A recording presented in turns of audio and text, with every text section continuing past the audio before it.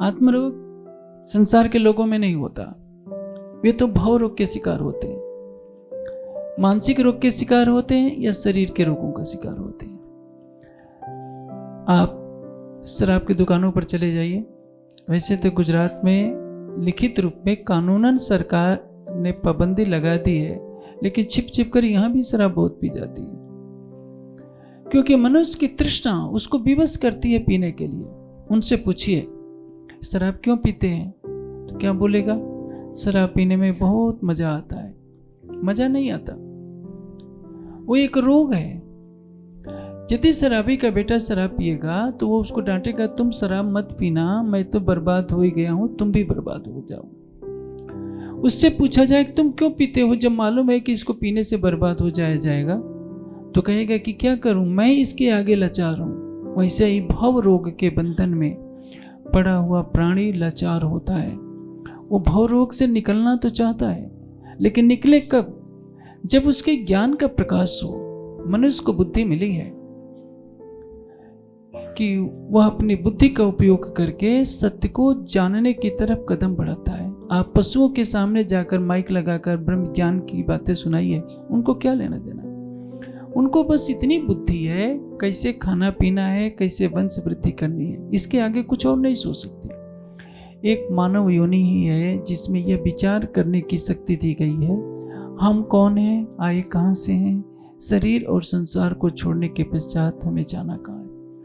लेकिन देखिए, एक परंपरा का प्रवाह होता है। परंपरा के प्रवाह में मनुष्य जब बहता जाता है तो वह भी विचार नहीं करता कि हमें भक्ति किसकी करनी है। वाणी क्या कहती है? प्रतिव्रता पणे सेविये। संसार में जो भी प्रतिव्रता स्त्री होती है उसकी चरण धूलि माथे पर लगाई जाती है, और जो उस मर्यादा का उल्लंघन करती है उसकी तरफ कोई देखता भी नहीं। वैसे ही हमारी भी तो आत्मा है। कौन स्वरूप है आत्मा, पर आत्म का या क्यों भिन्न? हमारे अंदर जो चेतना है, क्या हम उसको जानते हैं? आत्मा छोड़िए, जीव भाव को लेकर देखिए। हमारा शरीर क्या है? हड्डी और मांस का एक पुतला है। यह पुतला माता पिता के द्वारा पैदा किया जाता है। पहले बचपन इसका बीतता है, किशोर अवस्था में आता है, युवक बनता है, पुनः अधेड़ अवस्था में जाता है, उसके पश्चात 80 साल तक होते होते बूढ़ा हो जाता है। कोई कोई अपने शरीर की उम्र को 100 साल 125 साल तक खींच ले जाते हैं। लेकिन उस समय क्या होता है? चलने की शक्ति नहीं, बालों में सफेदी, आंखों में रोशनी कम हो जाती है, दांत टूट गए होते हैं, लाठी के सहारे चल रहा होता है, किंतु एक तृष्णा उसका पीछा कर रही होती है कि मुझे सुख चाहिए, सुख चाहिए। वो सुख कहाँ मिलेगा? वह सुख संसार में नहीं है। जब कोई संसार से आंखें मूंद लेता है और अपनी आत्मा के अंदर उस सुख को खोजना चाहता है तो उसको कहते हैं आत्मिक रोग, आत्म रोग लग गया है। पांचों इंद्रियां पांचों विषयों की तरफ भाग रही हैं। आंखें सुंदर रूप को देखकर मुग्ध हो रही हैं, कान मधुर ध्वनि को सुनना चाहता है, जीवा 6 रसों का स्वाद ले रही है। और इन सब का राजा कौन है? मन। मन के निवाह, मन के भागे सब भागे जा रहे हैं। मन के हारे हारिए, मन के जीते जीत, पारब्रह्म को पाइए मन ही के प्रति। सारा संसार क्या है? मन से हरा हुआ है। क्योंकि आंखें खोलने के बाद तो सारा संसार दिखता है पांचों इंद्रियों के माध्यम से। शब्द, स्पर्श, रूप, रसगंध, ये 5 सुख है माया में। इससे अधिक सुख नहीं होता। आपके पास 100 अरब रुपये हो जाए, सारी दुनिया का भी धन आपको मिल जाए तो क्या करेंगे? आपको 6 रस का ही तो भोजन करना होगा। अंतर केवल इतना ही होगा, जैसे आप गांव में रहते हैं तो कहीं शहर में जाएंगे तो सोचेंगे कि चलो एक सस्ते ढाबे पर खा लें। जो पैसे वाला होगा वो 5 स्टार होटल में जाएगा। भोजन सबको करना है। 5 स्टार होटल में भी 6 रस ही मिलेंगे।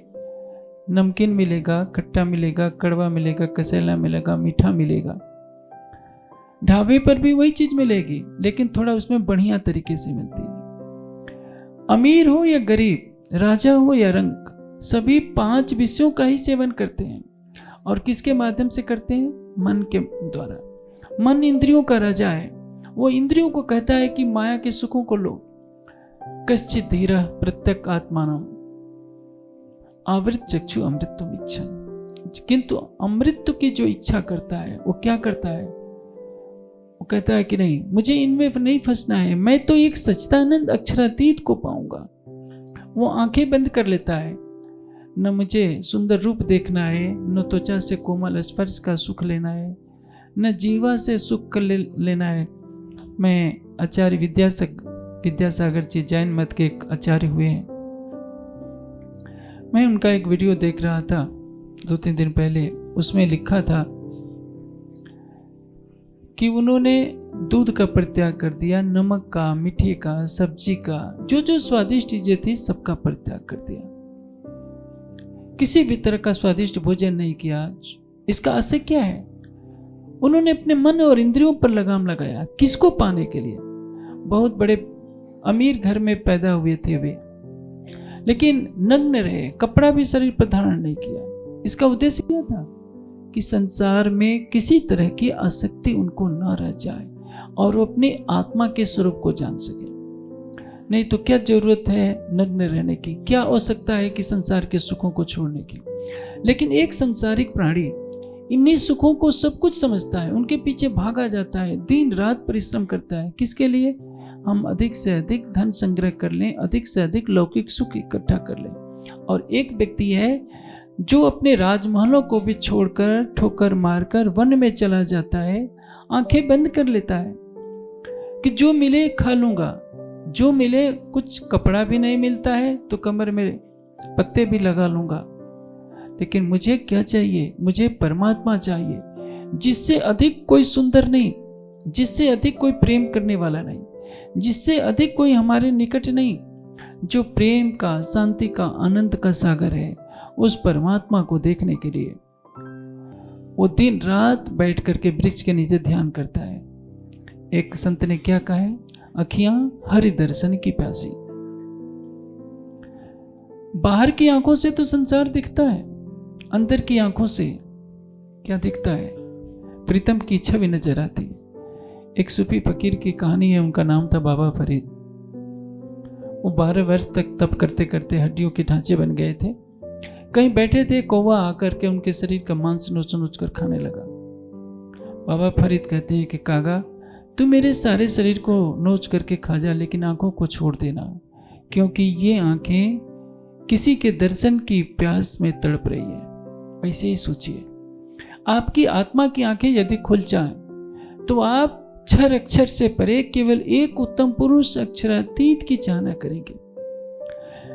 यदि आपको उनका ज्ञान ही नहीं हुआ तो ये जीवन तो निरर्थक बीत जाएगा। इस जन्म से पहले आप लाखों करोड़ों बार जन्म ले चुके हैं, आपको नहीं मालूम है।